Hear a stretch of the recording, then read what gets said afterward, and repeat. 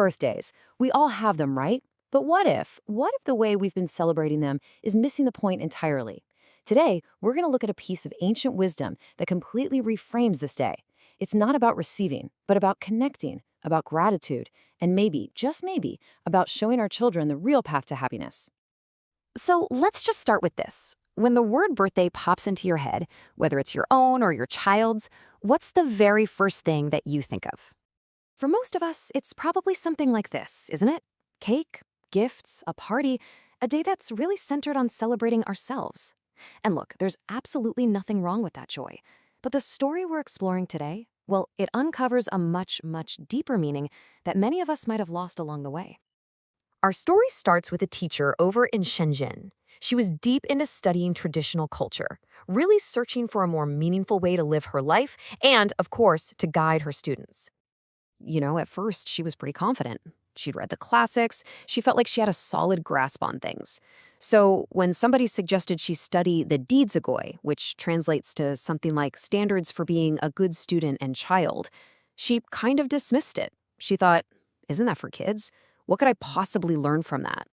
But then, as she really dove into the text, it hit her, a really humbling realization.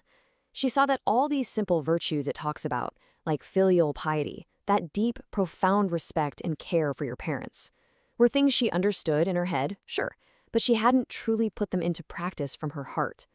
There was this big gap between knowing and actually doing. And this just perfectly illustrates that old saying, to know shame is to be near courage. Realizing where we fall short isn't something to despair about, it's the absolute first step toward real growth. It's the beginning of what the sages called true practice, just correcting our own faults. This whole thing wasn't just some intellectual idea for her anymore. With her own birthday right around the corner, she saw it. This was the perfect chance to turn this powerful new understanding into a real, heartfelt action. And this brings us to the big idea, the powerful shift in perspective. The ancient sages teach that your birthday, well, it isn't actually your day. First and foremost, it is the day of your mother's greatest hardship. It's a day to remember the incredible sacrifice she made to bring you into this world. So, on her birthday, she did something totally unexpected. She set up 3 chairs in our home and invited her grandmother, her father, and her mother to sit down. Her mother was a little worried, and asked, "Daughter, what are you doing?" And what she did next was just this beautiful ceremony of pure gratitude. She said to them, "For over 30 years, I've caused you so much worry. And now, learning from the sages, I vow to be a truly filial daughter from this day on." And then, to show how sincere she was, she performed the most formal ceremony of respect. 3 full kneelings with 9 kowtows, bowing so her forehead touched the floor. The moment she made that first prostration, her mother's eyes just instantly filled with tears. But these weren't tears of sadness, not at all. They were tears of deep, deep comfort.